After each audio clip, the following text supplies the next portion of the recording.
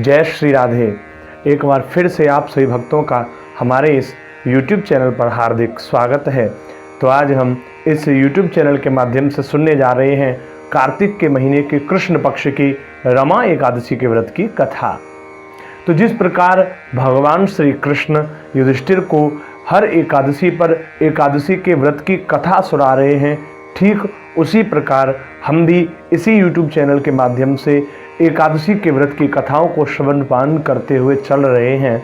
तो उसी कड़ी में आज रमा एकादशी के व्रत की कथा है, क्योंकि इस महीने के कार्तिक के महीने के कृष्ण पक्ष में जो एकादशी पड़ती है उसका नाम रमा एकादशी होता है। तो इस एकादशी के व्रत की कथा के बारे में युधिष्ठिर ने भगवान श्री कृष्ण से ठीक उसी प्रकार प्रश्न किया जिस प्रकार हर बार वो प्रश्न करते हैं। तो एकादशी के व्रत की कथा भगवान श्री कृष्ण युधिष्ठिर को सुनाने जा रहे हैं। तो आइए हम भी यह कथा सुने। उससे पहले जय घोष के रूप में आप सभी हमारे इस वीडियो में जय श्री कृष्ण लिखना ना भूलें। उपास एकादशीं विधवत करोति जागरणम निशि नित्यम संकीर्तनम भक्त्या हरि तस्य वशम भवेत। जो व्यक्ति एकादशी का व्रत किया करता है और रात्रि जागरण करके हरि कीर्तन किया करता है उसके वश में भगवान आ जाते हैं। नित्यम संकीर्तनम भक्त्या, नित्य संकीर्तन से भगवान वश में आ जाते हैं। इसलिए यह नित्य संकीर्तन करके इस रात्रि में जागरण करना चाहिए और इस दिन व्रत उपवास करना चाहिए। प्रातःकाल उठ करके स्नान आदि से निवृत्त होकर के भगवान के समक्ष बैठ करके हमें मन में संकल्प लेना चाहिए इस व्रत को करने का। और यह संकल्प लेते हुए हमें उन भगवान से यह कहना चाहिए कि हम आज पूरे दिन आपके इस एकादशी का व्रत कर रहे हैं। बिना संकल्प के व्रत जो है वो शुरू नहीं करना चाहिए। इसलिए संकल्प लेकर के व्रत आरंभ करें और पूरे दिन फलाहार भी आप इस दिन ग्रहण कर सकते हैं। रात्रि हरि कीर्तन करें और जागरण करते हुए यह व्रत करें। और एकादशी के दिन में यह रमा एकादशी के व्रत की कथा हमें जरूर सुननी चाहिए। प्राचीन काल की बात है, एक समय महाराज मुचकुंद के राज्य में उनकी पुत्री थी जिसका नाम था चंद्रभागा। वह बड़ी ही सुशील थी और महाराज जो मुचकुंद हैं वो देवताओं के देवराज इंद्र के मित्र थे। देवताओं के साथ उनकी बड़ी ही परम मित्रता थी, उदार थे और बड़े ही वैष्णव और भक्त राजा थे। हर एकादशी को वो और उनकी प्रजा सभी लोग व्रत किया करते थे और जो भी व्रत नहीं किया करता था एकादशी के दिन तो महाराज मुचकुंद उसे मृत्यु दंड दे दिया करते थे। मृत्यु दंड जैसा घोर दंड एकादशी व्रत ना करने वाले व्यक्ति के लिए वहाँ पर निर्धारित था। इसलिए उस भय से पूरी प्रजा एकादशी करती थी और फिर सब उत्साहित होकर के ये एकादशी का व्रत करने लगे। बड़े भाव से सभी लोग एकादशी का व्रत पूरी प्रजा मिलकर के किया करती थी। तो जो उनकी पुत्री थी जिसका नाम था चंद्रभागा, तो चंद्रभागा का विवाह महाराज चंद्रसेन के पुत्र के साथ में हुआ। चंद्रसेन जिसके पुत्र का नाम था शोभन, शोभन के साथ में विवाह हुआ। और शोभन एक दिन जब अपनी ससुराल आया, कुछ दिन वहाँ रहने लगा, तो उसके कुछ दिन बाद रमा एकादशी के आने का समय हुआ। तो चंद्रभागा ने अपने पति से कहा, देखिए आप यहाँ से चले जाइए, क्योंकि मैं जानती हूँ आप भूखे नहीं रह सकते, आप व्रत उपवास नहीं कर सकते और व्रत उपवास करना आप जब नहीं जानते हैं, इसलिए मैं आपसे कहती हूँ आप यहाँ से चले जाओ। क्योंकि हमारे पिताजी के यहाँ पर अगर कोई व्रत नहीं करता तो ये उसे मृत्यु दंड दे दिया करते हैं। आप यहाँ से चले जाइए और एकादशी के बाद भले ही आप यहाँ पर आ जाना, क्योंकि एकादशी के दिन यह पूरी प्रजा महाराज सहित हम सभी एकादशी का व्रत किया करते हैं। तब शोभन ने कहा, नहीं मैं नहीं जाऊंगा प्रिय, अगर ऐसी बात है तो मैं एकादशी का व्रत करूंगा। जो होगा सब ठाकुर जी पर छोड़ दो, सब उनकी इच्छा के अनुसार ही होगा, जो होगा वो देखा जाएगा। और शोभन ने भी यह व्रत किया। तो यह व्रत जब शोभन ने किया, पूरे दिन व्रत किया, भूखा रहा पूरे दिन और रात्रि में जागरण किया, तो भूख और प्यास से अत्यंत व्याकुल हो गया शोभन और उसके प्राण चले गए, उसकी मृत्यु हो गई। महाराज मुचकुंद ने जब उसकी मृत्यु का समाचार सुना, सबको बड़ा ही कष्ट हुआ। महाराज मुचकुंद ने शोभन की अंत्येष्टि क्रिया करवाई, लेकिन चंद्रभागा ने अपने शरीर को दग्ध नहीं किया था, वह ऐसी ही रही और अपने पिता के यहाँ मायके में ही रहने लगी। जब चंद्रभागा वहीं पर रहने लगी, इधर एकादशी के व्रत के करने के प्रभाव से मृत्यु होने के कारण बड़ी ही उत्तम गति प्राप्त हुई शोभन को। रमा एकादशी के व्रत के प्रभाव से शोभन को मंदराचल पर्वत पर धन धान से युक्त, शत्रुओं से रहित एक देवपुर प्राप्त हुआ, जहां पर वो रहने लगा। और उस पर्वत पर वह वहां का राजा बना और वह बड़े ही धन धान्य संपदा में रहने लगा। उसके सिर पर मुकुट ऐसे विराजता और वह सिंहासन पर ऐसे प्रतीत होता मानो जैसे दूसरा देवराज इंद्र वहां पर विराजमान हो। एक समय मुचकुंद नगर में रहने वाले एक सोम शर्मा नामक ब्राह्मण, जो कि तीर्थ यात्रा करते हुए घूमते फिरते हुए जा रहे थे, तब वह शोभन के यहाँ पर उसी राज्य में होकर के निकले जहाँ का राजा शोभन था।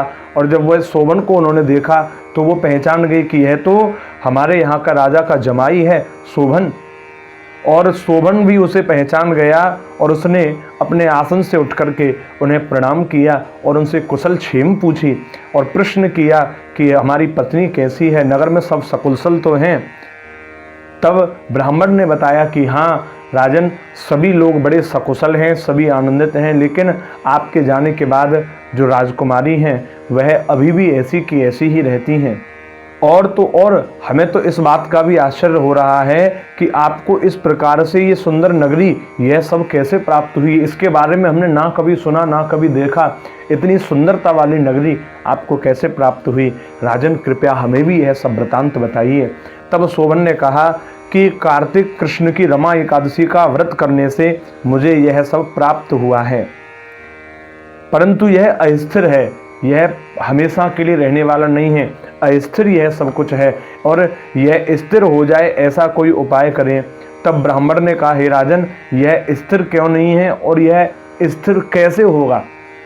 हमेशा के लिए आपको कैसे प्राप्त होगा? क्योंकि अस्थिर का मतलब है कि हमेशा के लिए नहीं है, परमानेंट नहीं है। तो फिर इसको स्थिर करने के लिए, परमानेंट बनाने के लिए, हमेशा रहने के लिए हमें क्या करना पड़ेगा? तब उन्होंने कहा, आप राजकुमारी से अर्थात मेरी पत्नी से जाकर के कहिए वो रमा एकादशी का व्रत करें और श्रद्धा रहित वह जब इस व्रत को करेंगी तभी यह सब कुछ स्थिर हो सकता है।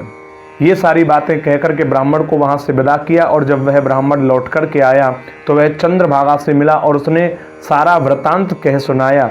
ब्राह्मण के वचन सुनकर चंद्रभागा बड़ी प्रसन्नता से ब्राह्मण से कहने लगी कि हे ब्राह्मण, ये सब बातें आपने प्रत्यक्ष देखी हैं या कोई स्वप्न की बात बता रहे हो?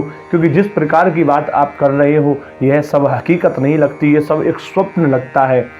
क्या ऐसा भी हो सकता है? क्या वो मिल सकते हैं? बोले हाँ। तो ब्राह्मण बोले, हाँ देवी, मैंने एक ऐसा नगर देखा है, जो ऐसा सुंदर नगर, ऐसा सुंदर उपवन मैंने कहीं नहीं देखा। ऐसे स्थान पर आपके पति हैं, लेकिन वो अस्थिर है, स्थिर नहीं है, हमेशा के लिए नहीं है। उसे स्थिर बनाने के लिए किसी बड़े तपोबल की आवश्यकता है और हमें कुछ ऐसा उपाय करना चाहिए जिससे वो हमेशा के लिए स्थिर हो सके। चंद्रभागा कहने लगी, हे विप्र, तुम मुझे वहाँ पर लेकर के चलो, मुझे पतिदेव के दर्शन की तीव्र लालसा है।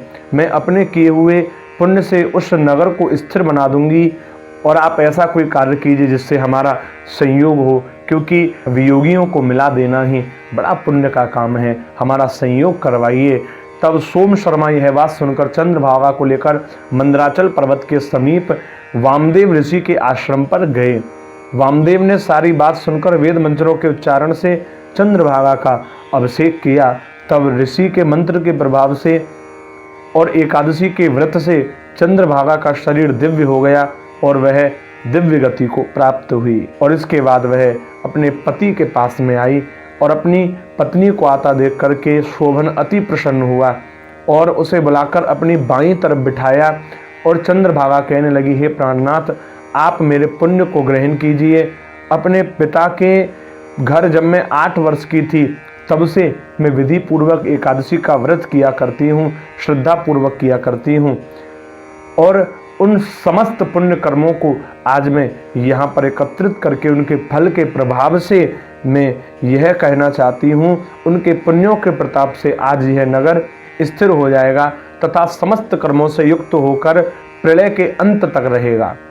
और यह कहकर के शोभन के साथ में मिलकर के चंद्रभागा ने रमा एकादशी का ही व्रत किया और इसी व्रत को करने के प्रभाव से वह नगर स्थिर हो गया और शोभन और चंद्रभागा आनंदमय जीवन उस नगर में व्यतीत करने लगे और हर एकादशी का व्रत भी करने लगे। इसीलिए एकादशी का व्रत हमको अवश्य करना चाहिए। एकादशी का व्रत समस्त पापों का नाश करने वाला होता है और यह रमा एकादशी समस्त पापों का नाश करने वाली होती है। कार्तिक का महीना जो होता है बड़ा ही पुण्यदायी होता है, इसलिए इस कार्तिक के महीने में जितना पुण्य किया जा सके उसका हमें कई गुना फल प्राप्त होता है। तो जितना भी पुण्य इस महीने में आप अर्जित कर सकें उतना करिए, क्योंकि यह महीना पुण्यों के लिए बहुत ही विशेष है। यह महीना भगवान का बड़ा ही विशेष महीना कहा जाता है, क्योंकि यह भगवान के नाम से भी इस महीने का एक नाम है, दामोदर मास। इस कार्तिक के महीने को दामोदर मास भी कहा गया है, क्योंकि यह भगवान श्री कृष्ण का अर्थात दामोदर का बड़ा ही प्रिय महीना है। इसी महीने में भगवान ने यमलार्जुन का उद्धार किया था, मैया ने भगवान को ऊखल से भी बांधा था। तो यह महीना सर्वश्रेष्ठ महीना है, इसलिए इस महीने के इस एकादशी के व्रत को हमें जरूर करना चाहिए। आज हमने इस वीडियो के माध्यम से एकादशी के व्रत की कथा को सुना है। तो फिर मिलते हैं एक नई कथा की एक नई वीडियो के साथ में। तब तक के लिए जय श्री राधे।